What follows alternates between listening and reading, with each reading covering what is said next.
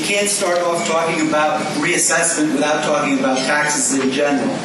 And there's a lot of opinions about taxes in general, and Oliver Wendell Holmes, the great Supreme Court Justice, probably said it best, that taxes are the price we pay for civilization, which is kind of a middle ground approach to the topic of taxes. Taxes are obviously, they come disguised to us in a lot of different ways. They're called tariffs, they're called excise, they're called sales, income, they got all kinds of user fees.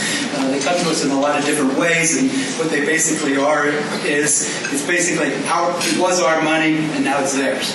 That's basically what taxes are all about. And Oliver Wendell Holmes said that we need to have taxes to have civilization, which is a middle-of-the-road statement, because if you take the extreme right side of the political spectrum, the most prolific libertarian writings suggest that there is no need for taxes at all, because in their perfect world of non-government at all, people would volunteer and give up their money to do the things that society needs. That's the far right view. The far left view by Karl Marx and the socialists and the communists is that, when we reach our nirvana on the left side of the spectrum, we won't need any taxes either because of the communal nature of society, etc., and it'll all be taken care of. So it's interesting how the left and the right, if you twist them hard enough, they come around full circle on the issue of taxes. Well, Winston Churchill, the great English statesman, of course, had another view, and that is similar to Ronald Reagan's, that there isn't such a thing as a good tax. And Will Rogers, the great humorist, said that the only difference between debt and taxes is that debt doesn't get worse every time Congress meets.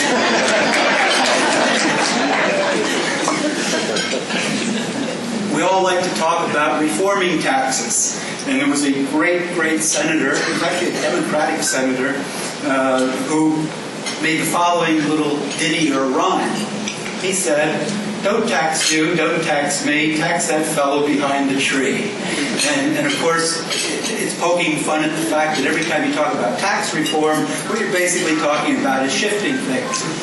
And the subject of real estate property taxes, everybody's upset about their real estate bill, and what they're mostly upset about is the school tax. As a result, you see blurbs and proposed legislation all the time about shifting away from the real estate tax to different forms of taxation to support our school districts. That's tax reform. That's shifting it from one segment to another. The fellow that said that was Russell Long. He was an important senator. For those of you that are football fans, there wouldn't be a Super Bowl and there wouldn't be an NFL combined with the AFC if it wasn't for him and Pete Rozelle. All right, now let's talk about reassessments. And reassessments, first thing you have to understand, are about uniformity. They are not about taxes, contrary to popular belief. If you are aggrieved of your real property taxes, the appropriate venue are the budget meetings in your county, municipality, or school district. You can't believe how many people get upset they got their assessment bill in the mail and, my taxes are going up. That's not the time. The assessment isn't the thing. The time to be concerned about what your tax bill is to get to the budget meetings of your school district, your municipality, and your county. I've been there. How many in this room have taken the time to go to a school budget meeting? Half a dozen people, maybe. You got to get out there. I've been to these meetings. There's only 1-2 people in the room, other than the people that have to be there. Most people are aggrieved because if you look on average, there's 9 school districts, 25 municipalities in Lehigh County, and obviously the relationship of the school tax to the total tax bill is different for each one of those 9. But on average, 71% of a person's tax bill in Lehigh County goes to the school district. Much less goes to the municipality and the county. And if you're aggrieved with the school tax, of course, get out to Harrisburg, because that's the place to talk about shifting it. All right. Now, here's what we're going to try and cover today. We're going to talk about the advantages and the disadvantages of real estate taxes. First of all, we're going to talk about why so much angst amongst everybody for the countywide reassessments. How has Lehigh County's reassessment worked, and what happens next? And how realtors can best serve their clients by knowing. The fact that you're here today means you are true professionals. I'm very proud of you for being here, because you're looking to serve your clients better. The rules of taxation. There's another ditty for you. The author's unknown. From a political point of view, politicians like to say, we're going to stick the pig where it squeals the least. You just heard this gentleman up here about title insurance. I'm sorry, I forgot your name. Victor. Victor, talking about title insurance, and he mentioned about the transfer taxes. Over the years, in my career, I've seen many attempts to increase and change the transfer tax. The transfer tax is, in fact, different in Philadelphia and some other counties already. It's a favorite place to poke at people because it's sticking the pig where it squeals the least. The only people that are affected are the people that are buying and selling homes. Our people. That's why they go after the transfer tax. It's sticking the pig where it squeals the least.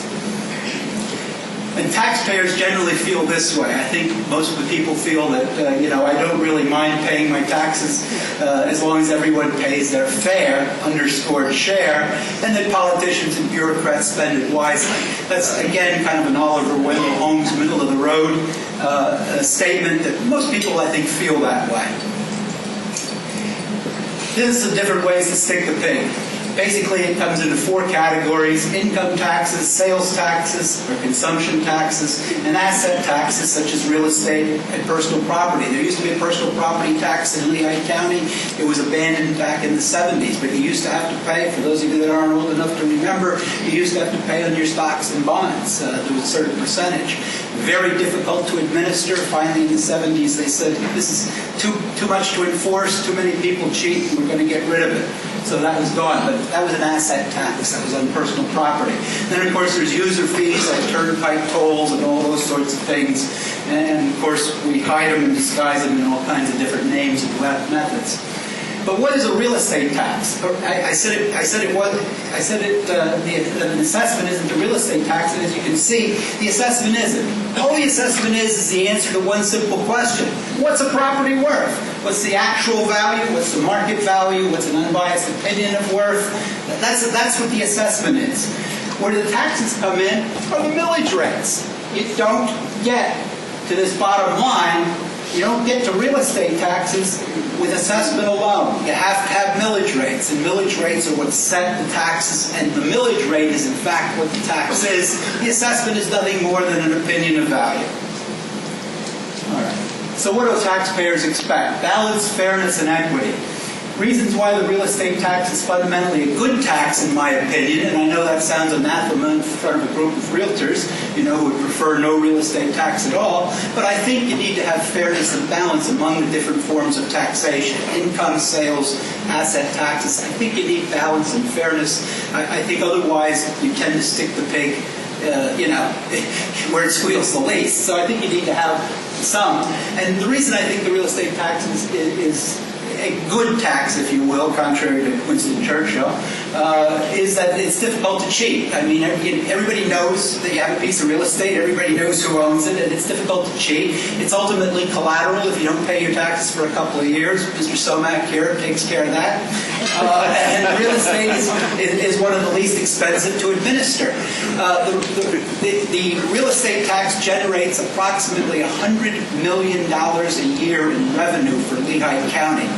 That's about 27% of their overall budget, which is just short of $400 million. I think this year they're targeting $388 million to run the county. And of that, here's an interesting factoid that you may not know about, but of the $100 million that they collect, 64 cents goes to one particular thing. Do you know what that is? Law and order. That goes to pay the court system. That goes to pay all the legal bills. That goes to pay the lockup of the criminals, the prison. 64 cents of your county real estate dollar goes to law and order. Something I think we agreed we need. So think about that the next time you're complaining about your real estate tax.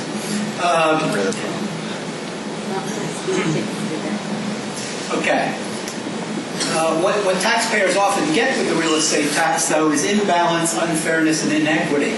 And some of the reasons why that happens is, number one, real estate tax is subject to imbalance when reassessments are not done regularly. And we hadn't done one here for 19 years.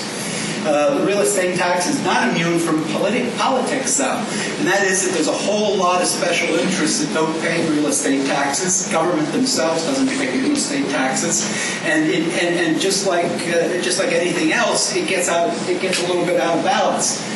There's the you can't see this too well, but there's little red speckles all over that map. And that's 4,164 tax parcels in Lehigh County that are tax exempt of the total of 129,711. That's as of March 12th. Most of that is, believe it or not churches, but government ownership. You'll see heavy red over here in the area of Allentown.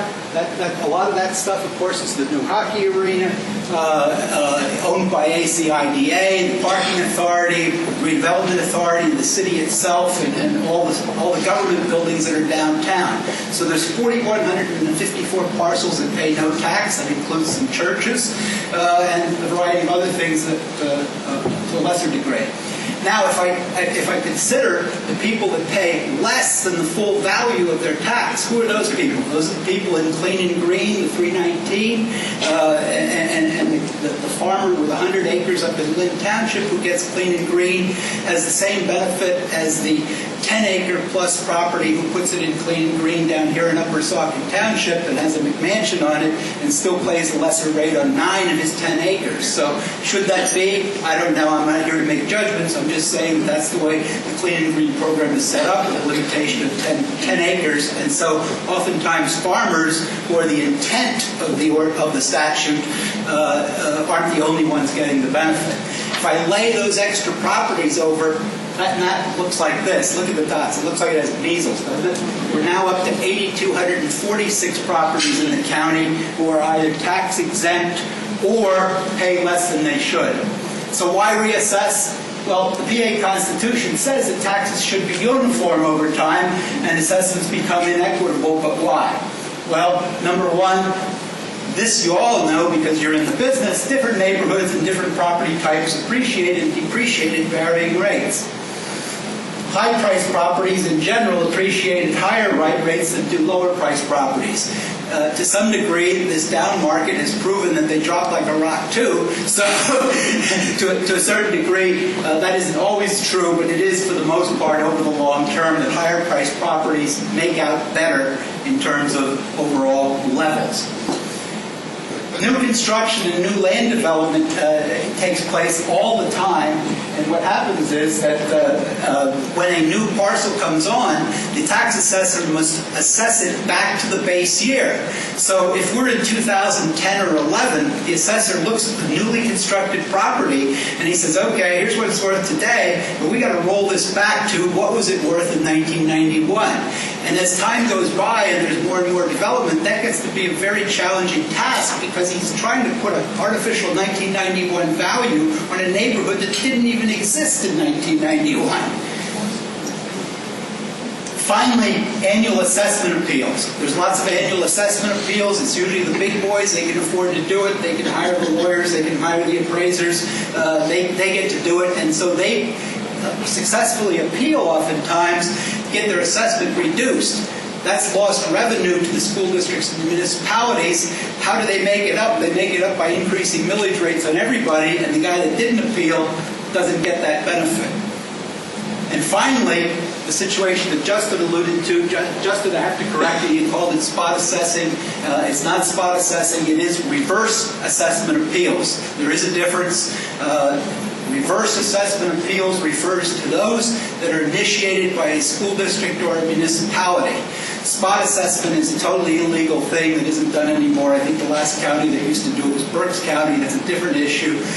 What they used to do is they used to the county used to initiate changes in assessment on their own upon sale. That's spot assessing. That's different. I know the effect is the same, but it is different, so use the terminology correctly, please. That's a map of how Lehigh County has changed since 1991. See all the red dots? That's all the new construction. I've got to come over here to read my own graphic. There's 21,500 homes that have been built since 1991 in Lehigh County. There's a red dot, 1 pixel red dot for each one of those, so you can see the intensity of some of the development in places like Lower Macungie, Upper Saucon, Upper Macungie, etc. And there were 1,600 new non-residential properties, commercial and industrial properties added. What I didn't show you on here is that there's 11,500 acres have been developed since 1992. Since 2002, and the reason I only can go back to 2002 is because the GIS in Lehigh County wasn't started until then. I'm sorry. It this work? Put it on your tab. Okay, can you all hear me yet? Sorry if I faded out there a little bit. All right, here's your own data. Now, this is not uniquely Lehigh County, but I wanted to put it up there for you. This is your own data. This is an annual summation of your Lehigh Valley market data. I give credit to this to Bob Premise. I put the numbers in an Excel grid, and Bob Premise, sitting back there, was kind enough to make a very nice graphic for me. The top line, green line, is the average price from 1996. And the reason I only back to 1996, that was the merger, so there is no data. This is single family, Lehigh Valley Association of Realtors, single family only, from 1996 on an annual basis to the end of 2011. The better central tendency value is the median, which is represented by the blue line, and listings and solds are represented by the two bar grids. So you can see we were way up, and we're back down again a little bit. In some respects, we're back to 2003, 2004 price levels. In the case of land, we're probably more like 2000. Another reason why to reassess. There's the top 5 winners in tax assessment appeals for the last 2 years, 2009 and 2010. Liberty Properties, another Martin Towers, Lutron, CLF, another warehouse, and the Morning Call were the 5 big winners. And that, you can see the school districts out in the right-hand column that impacted, and the column of taxes represents total tax revenue lost. Just 5 appeals in 2 years resulted in $1.7 million in revenue loss. That wasn't lost. That was made up by you folks. All you ordinary property owners paid that bill because millage rates had to be increased to make up the difference. How do we know these factors create inequities in assessment?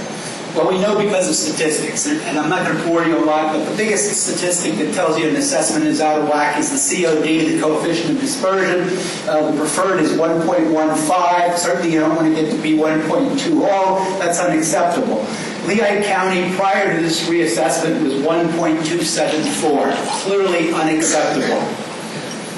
PRD, price-related differential.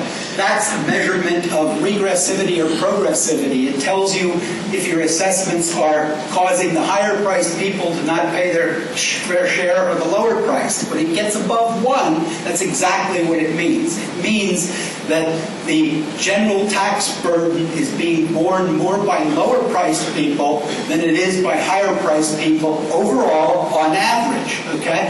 Notwithstanding Morning Call's article about Ancient Oaks, which I would quibble with that a little bit because they compared Ancient Oaks, a community that's been there since the 60s, with Brandywine, which was built in the 90s and 2000s. It wasn't a fair comparison, but they knew what they wanted. They don't listen to me. In any event, Lehigh County prior to reassessment was 1.09. That's absolutely horrible. It should never get over 1.03 at the worst. The preferred is to be between 0.98 and 1.02. And finally, the common level ratio. That isn't really about a measurement of inequity. And of course, one of the things they did in this reassessment, which I think we should all applaud, they changed the predetermined rate from 50% to 100%. That is something that brings a lot of transparency to people, because now you just look at the number and you say to yourself, is that what it's worth or isn't it? Okay, so we know why we should reassess on a regular basis. The question is, how come we don't? Why did we wait 19 years?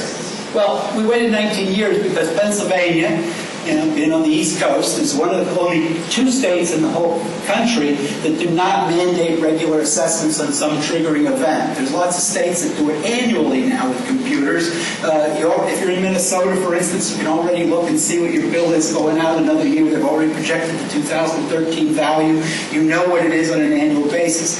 There are different kinds of triggering events. Some are on the basis of annual, some are on every other year, some are 5 years, some are 10 years. But 48 of the 50 states, other than Pennsylvania and Delaware, have a triggering mechanism that sets it off.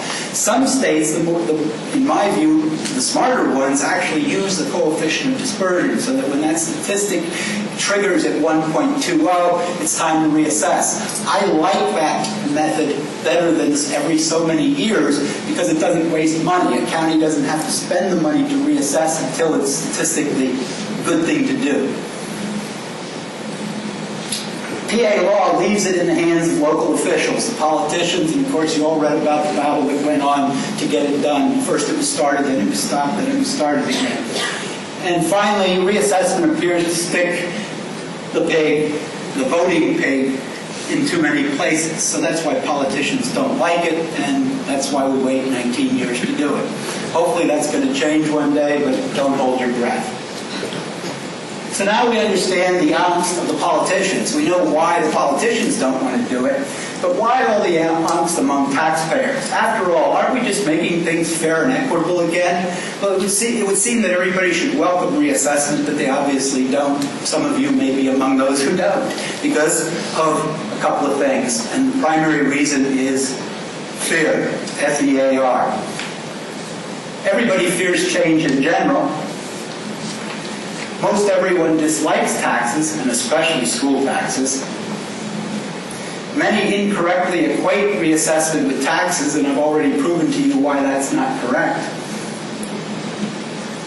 Many know that they are underassessed.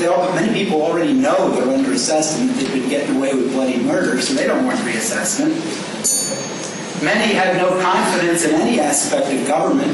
Congressional approval rates are below 20%, so why should we trust our local assessor to know what my property is worth? And of course, many fear they'll need to spend their time and money correcting the errors of the assessor. And finally, some aren't even happy with a low assessment because I've heard it said many times to me, oh my goodness, this low assessment means that I won't be able to sell my property for what I think it's worth. This is horrible. So, you know, people like to complain. I want to talk briefly about value, and many of you have seen this on the internet. It's old hat, but this is what your view of your property might be like. This is what your potential buyer's view is like. This is what your appraiser's view is like. It gets progressively worse until we get to the assessor who thinks it looks something like that. You've all seen that. And of course, what I'm trying to say there is market value is market value is market value. And I'm going to give you a brief definition. You've all heard all the definitions. In fact, here is the actual statutory definition for reassessment, which differs from condemnation, eminent domain, which differs from the one that you see on Fannie Mae, Freddie Mac forms. They are different. But basically, it just says that it should be actual value thereof. And then there have been court cases which have defined it more along the lines of what we know is market value or fair market value. You know, a number of years ago, they took the word fair out of market value in many definitions because the reason was that suggested that there was something as unfair market value, and we couldn't have that, so now we just call it market value instead of fair market value. But be that as it may, what I want to tell you about market value is always remember it this way. Market value is in the ether. It doesn't exist. It's in your mind, it's in your mind, it's in my mind, it's in that person's mind over there. You have a seller. They want a particular price. We call it an asking price. What that really is that's the seller's opinion of value of his property. You have a buyer. A buyer makes an offer. Sometimes we call that a bid price. That's not really a price either. That's really the buyer's opinion of value. Okay? As soon as those minds meet, that's an accomplished fact. That's now a price. It's no longer value. Value exists in the ether. Price is an accomplished fact. Okay? The differences and the arguments are exactly for that reason. It's an opinion. Okay? We got opinions over here that are done from the swag method, the scientific wild guess. Okay? You've heard of that method? Okay? And then you've got professional, unbiased opinions using all the tools of the trade over on this side. So sometimes, that can be a considerable gap. Okay? So reasonable people believe that there is some value that is correct. Okay? That's what value is. Okay. Lehigh County Reassessment, we already covered. It's not about increasing taxes. It's not a general tax revenue increase because the taxing authorities must adjust the millage rates. If we had not conducted this reassessment and all we did was change from the former 50% ratio to the 100% ratio, the municipalities wouldn't have gotten double the tax. They would have had to adjust their millage rates in half to make the same general revenue. They don't get to, so they must adjust their millage rates. There are statutory limits to how much they can adjust their rates, and the assessment statute actually says no more than 10%, but there are other limiting factors. Act 1 limits the school districts to considerably less, and they also have to appeal for extra leeway to get enhancements to their general revenue each year. And in an ordinary non-reassessment year, a school district really, without special authorization, can't up their general revenue more than a couple of percentage points. And finally, in Lehigh County, the administration and commissioners have pledged that there will not be a tax increase as a result of this, as between the 2012 and the 2013. So millage rates will be adjusted accordingly. And one of the handouts you have at your desk are the projected millage rates, and I'm going to talk about that a little more later. Reassessments, equal fairness, and uniformity, I can't stress that enough. Let's talk about what happened. New assessments were estimated as of January 1st, 2012 with a tool known as a computer-aided mass appraisal. If you get in a room full of assessors, they call it CAMA, which employs a statistical model, which you might also know in the mortgage industry is an automated valuation model, and basically it's a statistical tool to try and do reassessments. Assessors nowadays aren't all political hacks. They are state certified. They have to subscribe to USPAC. They have to subscribe to the International Assessors Code. So they have a code of ethics just like we do as realtors and as I do as an appraiser. Okay. How did they conduct that? What was behind this model? Well, first of all, the same three methods that an ordinary appraiser uses is a tool within the model. Sales comparison is the most frequent method.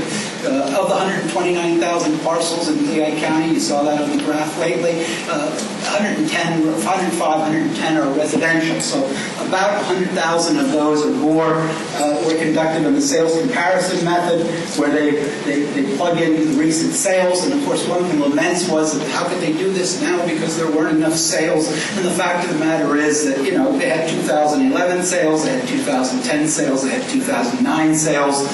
And you can adjust for a down market in the same way as you can adjust for an up market. What's the difference between reassessing a county in 2012 or reassessing a county in 2006? The only difference is that in 2012 you might not be quite low enough, and in 2006 you might not have been quite high enough. That's the only difference, okay? There's never a perfect time to do a reassessment. That's why it should be done regularly and when it's needed to correct imperfections and imbalance. Secondly, they use the income approach. They apply that to most of the commercial and industrial properties in the county. They know what comparable rents are. They plug that stuff in. That's a part of the model for the non-residential sector. And finally, where they have special purpose type buildings that are still on the tax rolls, they use a cost approach, which of course they use Marshall Swift, the nationally recognized people. So what tools, those are the methods that they use. Now what tools do they have at hand? Well, they've been collecting data for 4 decades. In 1973, when they did a reassessment, they sent out postcards to everybody and asked them how many bedrooms and stuff they had. The Cole Trumbull CLT outfit that was hired for reassessment back then, actually went out to all the properties and measured them. That was the beginning of having measurements on the cards. And they've been improving that database ever since, because think about what happens, all those 21,500 properties, they go on, every time they get a building permit or a raising permit, one of the 16 assessors in Lehigh County goes out in the field and takes a look at the property, measures it up, and does all that. So they have ongoing field inspections over the years, and have added all those to the roll. So they have a great database. They took aerial photography. They've got 5.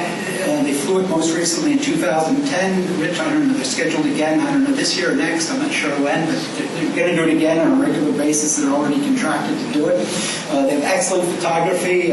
Probably only the government's spy satellites see more than they do, because they can actually see cracks of tape peeling on your door. Street views. They took street views. Many of you may have seen the street views. They took street views, 2.5 million street views of Lehigh County. So it's hardly an alley that they weren't in. And finally, they spent some money on change finder software, which basically compared aerial photographies, the old to the new, so that they could pick up things. They found things where people had not gotten permits for things, and they put those on the tax rolls where people hadn't gotten permits. So that was very important. I'm going to just digress just a little bit to compliment Lehigh County. Lehigh County did this in-house at a tremendously inexpensive rate because they have the skill and the experience and good people to do it. They budgeted $750,000 to do this. Up until the end of the year, they had only spent a little over $300,000. None of it was for new employees. They didn't put anybody new on the rolls other than people that had to be replaced for attrition reasons. And all of it was for photography and software. They budgeted $750,000 because they figured they'll need that for the appeals process. So that's where we're at. That's very inexpensive. I mean, the reason Northampton County hasn't done this is because they don't have the in-house capability, quite frankly, and when you've got to go out and hire somebody to do this, one of the nationally recognized firms that's capable of doing this, you're talking millions of dollars. Allegheny County is now, who's been in a fight and a commotion. If anybody reads the Pittsburgh Post-Gazette on a regular basis, they've been fighting about reassessment in Allegheny County since 2002. They've now spent over $11 million, and they have a crappy system. But of course, it's on 600,000 properties. It's a much bigger county. But be that as it may, the expense of redoing this is very much is very expensive, and Lehigh County did an excellent, inexpensive job. And as a taxpayer, if you're a taxpayer in the county, you should be pleased that they watched over your money so well. Okay, what factors are in the model? A lot of people get surprised by this. These are some of the things that they do consider that are in the model. Now, bear in mind, they have data on a lot of things that they don't use in the model, and we'll get to that. Notice that, of course, they use comps, they use the location. Beyond being in what location you are, there are sub-codes behind the scenes that you don't see, location codes that try to make sub-markets and define sub-markets. The type of property is a factor. The use code, there's a 4-digit use code on all properties, whether it's a mobile home or a permanent home. This is a big item, total square feet of living area. That's an important factor in the model. So if you have an excessively big home, sometimes you'll get over-assessed because it's excessively big and it may not have the functionality and the design and the layout depending how it was built. So a lot of times people with an exceptionally big home can find themselves in the end of the stick that says, geez, I don't think I can sell my property for that. Okay? So those are the things that they do consider. Now, this is more important. These are the things they don't consider, okay? And they have the data on some of this stuff. For instance, they know whether you have a deck or not, or a patio in the back of your property, but they don't do it, okay? Some counties have this stuff in the model, and it could change. If Lehigh County decides to do this in 5 years again, maybe next time they'll include the deck and the patio in their model, but they have not done it yet, so it's not there. They don't care. They don't care about your total rooms. All they care about is your bedroom. Excuse me. They don't care about your bedrooms. All they care about is your bathrooms. So there's certain things that are not in the model. Okay. Now, what does that mean? How does the inclusion of certain factors influence an assessment? It influences it basically this way. Mass appraisals differ from an individual appraisal. Okay, that's why you should consider, on average, they tend to be lower.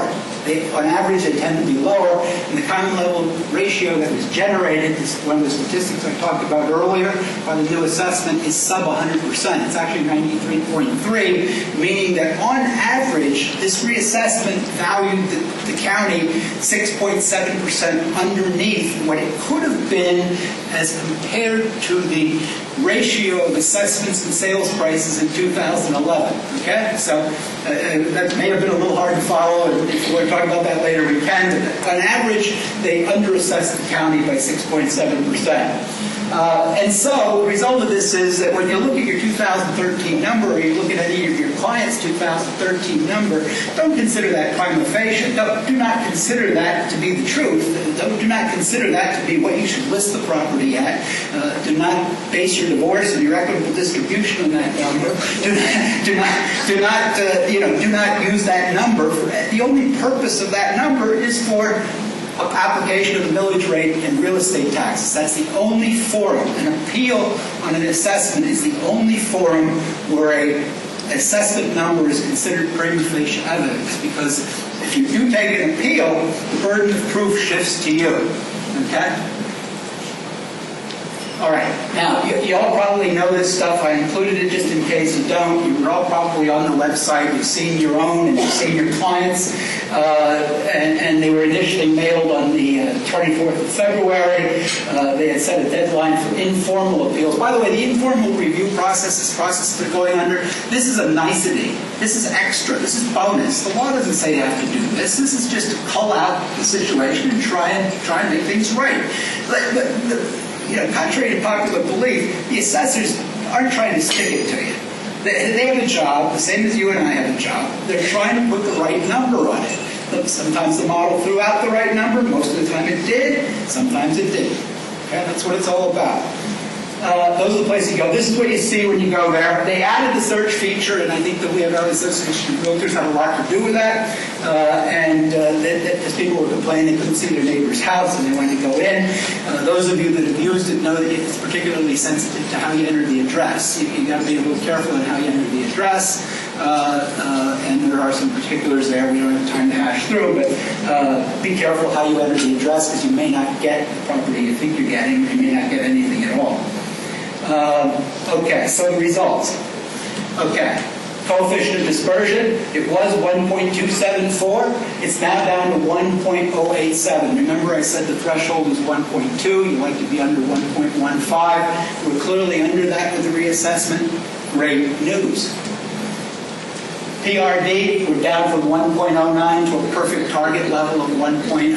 That's great news. That means there's equity among the high-priced people and the low-priced people.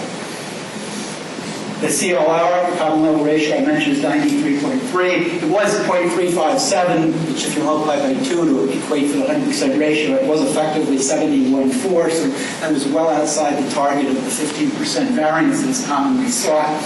So totally, the 2013 valued the taxable parcels in Lehigh County at $28,685,000,000 and some odd dollars. That's how much the county's worth taxable. So maybe we can borrow some money on that. What do you think? Okay. The change means that from the 1991 100% numbers, it was a 55% change, about $10 billion change. But which means that there's been an increase, but you got to remember, part of that increase is all the new taxables that are on there. So that isn't all pure inflation. So don't look at it that way. That's not the right analogy. Okay? Which the residential values increased 47%, and the non-residential component increased in relation to the whole, 29%. A better way to look at it is that if you took the implied values, the 2011 common level ratio versus the 2013, that factors out all the new houses that were added. Okay, it basically means that there was about a 2.8 billion increase, or about 15.2%. Here's my observations. Initially, the control ID was needed to view each parcel. Parcel search by address was only added later. Sketches were on for the first couple of days, and they ended up not trusting us with the sketches, and they were getting far too many calls from people complaining about such things as, my house is 44.5 feet wide, not 44. And so they took the sketches away from us. And it's an evolving process. I would suggest that you check back often. I think it's been a learning process for them. There may be changes. How they ultimately integrate the new data with the old data remains to be seen. Could there have been more? This is my biggest gripe. If there's anybody from the county, I'll say it to your face here. You didn't educate the public ahead of time. In the '91 reassessment, there was at least a year's worth of meetings. Town hall meetings throughout the county. There were several mailings. None of this was done this time. The public's at panic. I mean, there's lots of people that haven't lived here in the last, since the last time this was done. They have no clue. People from New Jersey, what's this? They don't know what's going on. Okay, so yeah, there could have been more done. Could it have been a better letter?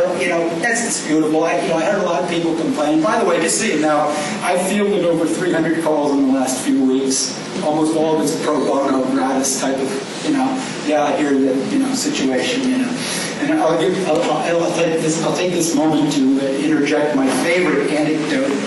Without identifying the property, the guy calls up and says, my taxes are going up $8,000. What are we going to do about that? And my answer was, I don't care. I don't care what your taxes are. Read to me what your number is for your 2013 value. And he tells me, and it's commercial property, and I get it up on the screen while he's talking to me, and I say, I divide it mentally in my head, number of price per square foot. And I say to the guy, this doesn't look too bad. You engage him in conversation a little further. Did you borrow money lately? He says, yeah. I said, well, what was that appraisal for the bank? He says, $3.5 million. I said, you just wasted 5 minutes of my life that I'll never get back. I said, throw that notice in your drawer and forget you ever got it. You're still getting away with bloody murder. Could the values be better? Of course they could. They're not going to be perfect for the reasons we discussed. Value exists in the ether. They're not perfect. So the results. Approximately 13,900 informal reviews of 125,000 taxable parcels, suggesting 10% roughly. That's not a bad number. That's twice the number that they had roughly. They had about 7,000 in 1991. But in 1991, you really actually had to get off your duff and go do something about it. In 2012 here, we sat in our pajamas at our computer and filed an appeal. So big difference, big difference. What they're finding already is that many of those people are having second thoughts, that approximately 20%, well, first of all, I should say that approximately 20% of the nearly 3,000 reviews that came in early were experiencing a tax decrease, and they were still complaining. Approximately 2,500 persons have already been sent out notices as of last Friday, I believe. You may have fresher numbers than this. And of that, about 30% have already withdrawn their appeals, figuring out that, hey, I really didn't have a legitimate reason to do this. Maybe some of those are calls that you fielded, maybe some of those are cards that I fielded, maybe they figured it out on their own, but there has been some people. I haven't talked about tax impact, but here's a couple of charts on the tax impact. This 19.1% are people that are down, and I remember making this presentation a couple months back, in January or February, and I said, well, the 19.1% you'll never hear from because they're experiencing tax decreases. Well, that isn't true, as I just told you. About 20% of the appellants are experiencing tax decreases and they're appealing anyway. But basically, this chart shows that there wasn't a lot of sticker shock for a lot of people, and the chart on the right shows, highlighted in yellow, shows you the places that were hurt the worst, and the orange is Allentown. That made out the best on a percentage basis. These are averages, understand, okay? And if you look at what the places are that hurt the worst, they are the boroughs. And there's a couple of reasons for that. One, they don't have the new growth. They're landlocked. They didn't have any building going on in the last 20 years. Also, to a large degree, in my opinion, based on my experience, were underassessed to begin with in 1991. So if you're measuring increases from something that was artificially low to begin with to something today, value, you're going to have a greater percentage increase in the boroughs. I would respectfully suggest that anybody involved in those boroughs consider a voluntary annexation with their neighboring township. This is the chart of my overview. Speed it up. Go to questions. Okay, we'll go to questions. Let me just finish this real quick. These are the proposed millage rates that actually can be used to calculate the same number that you see when you go to your own sheet. You can use these, but understand that all you're going to get is probably a low estimate, because once the informal appeals are reset, there'll be a formal notice. I got to do this real quick. What to do after you file the notice? File assessment notices will be mailed by July 1st. They're going to stagger the notices, but everybody's going to get a new notice. Okay, and it's important to keep track of the date of the notice, because if you're still aggrieved, you got 40 days to appeal to the Board of Assessment Appeals from the date of the notice. The forms are still pending. They don't have the forms ready yet. The Board of Assessment Appeals then schedules you a formal appeal, and that's the normal process. The normal August 1st date is done. Okay, forget about that. It's 40 days from the date of your final notice. So that's an important date. Okay? Still agreed, you go to court. What you should know about the sister client. First, do no harm. Remember to remind them that as a result of an appeal, your assessment can actually be increased. You initiated the appeal, the burden of proof's on you. If you don't do a good job and they find reason to increase it, they will. So remind yourself that you better be going in there with a pretty good case. Okay? Always recommend they see an attorney. Appeal to the Board of Assessment Appeals. If you get that far, don't miss the deadline. If you miss the deadline, that's it until next year. Okay, no fee to date. I'm happy to say many counties have a fee for appealing. It's still free as far as I know, unless they pull a 30 at the end here. Forms and rules to be published. Remember to follow the rules the best you can, but the forms may not always be in your best interest. Watch what we say on the form because it can be remission against guilt. I'll tell you what, some people come to me and say, I want you to do an appraisal, but I got to get the appeal form filed. What should I put down for value? I tell them, put down appraisal to follow.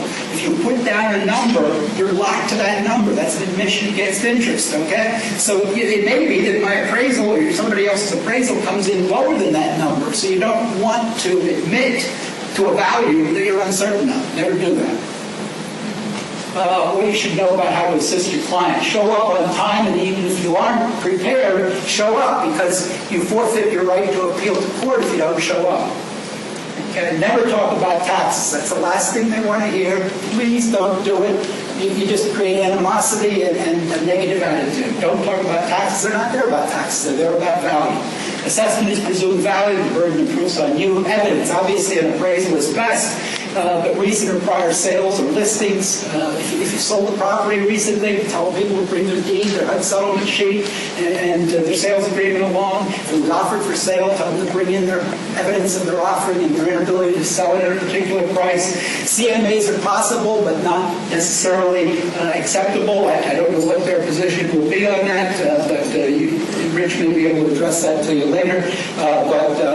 It may be possible that you can help somebody. And certainly an owner may always testify to value on their own. So if they have your CMA in hand, that may be useful to them to do it.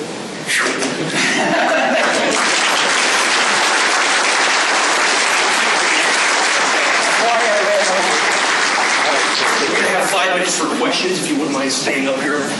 Just to maximize time, I'm going to be in the center aisle here, and if anyone has a question, please come forth. And like I said, we have about 5 minutes for questions. My apologies for running over. I could talk all day on this. Someone acts here laughing. He knows I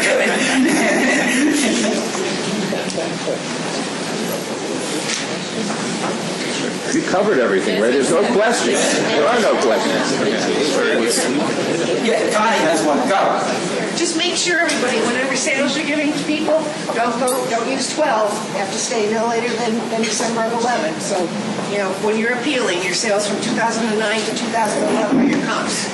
That's not exactly true. I mean, there may be a rule that the Board of Appeals follows, but there is no hard and fast statute about that, nor is there any case law about that. If you had a January, February, March sale in 2012, it certainly would be looked at, in my view, except that the weight may not be given as much.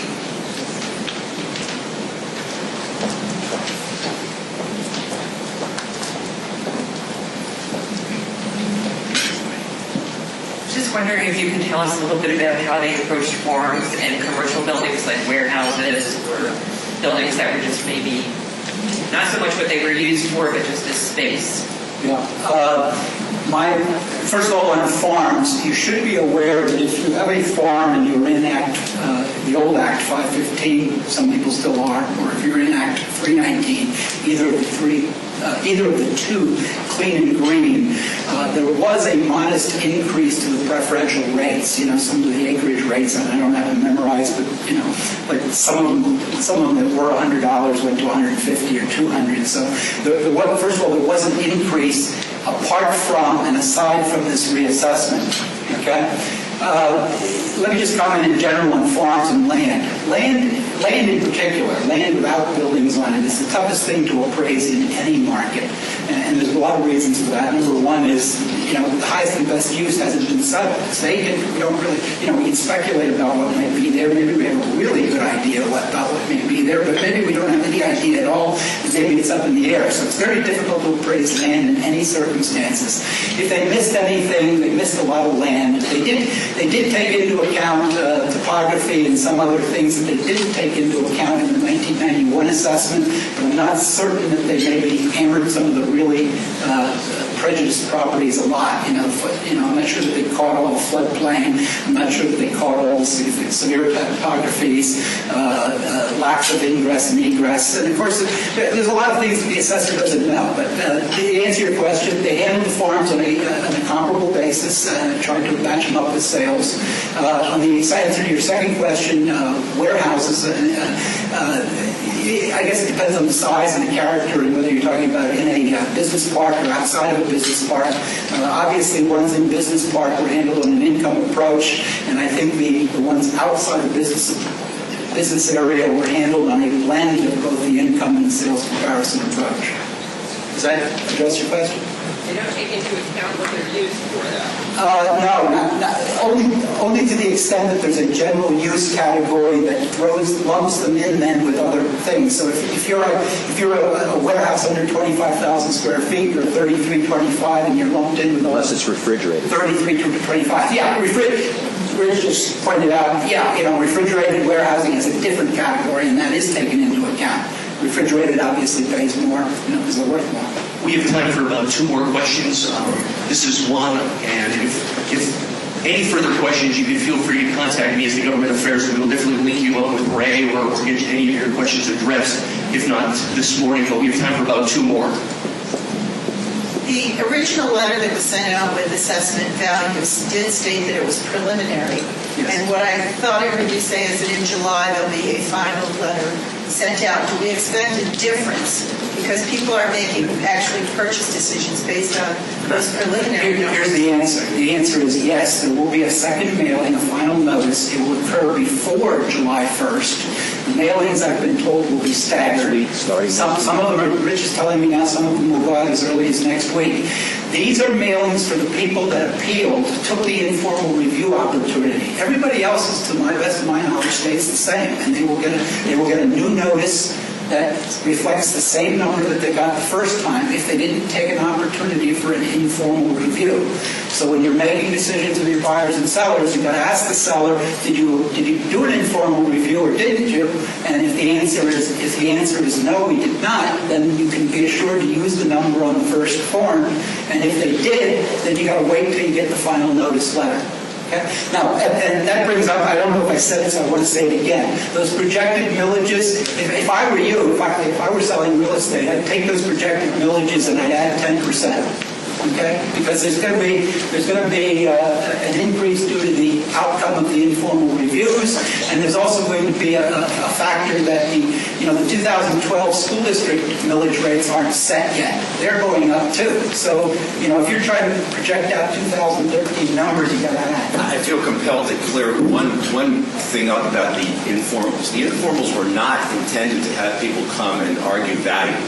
They were intended to argue factual disputes, so that if your card on the screen said 4 bathrooms and you only had 3, et cetera, that's what it was. The people who came in and said, we really weren't dealing with that. So. Okay. Yeah. I should have mentioned that, excepting that I do know that, as a matter of course, people that had very legitimate and easily provable items were accommodated. For instance, people that got a $100,000 valuation and just bought the property for $90,000, that sort of thing was accommodated.